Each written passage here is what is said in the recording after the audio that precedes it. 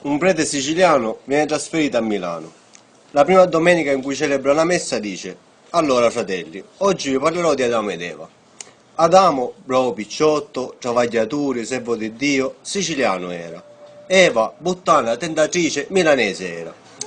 A che tutti si lamentano, per cui il vescovo chiama il prete e gli raccomanda vivamente di non dare mai più interpretazioni della Bibbia di quel genere, se non vuole essere trasferito.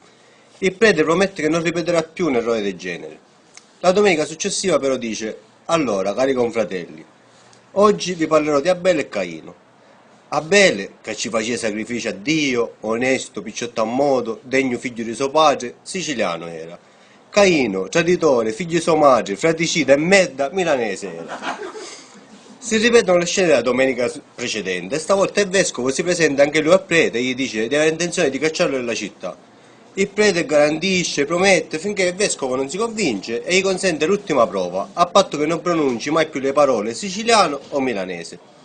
La domenica successiva il prete dice: Fratelli, oggi vi parlerò dell'ultima cena.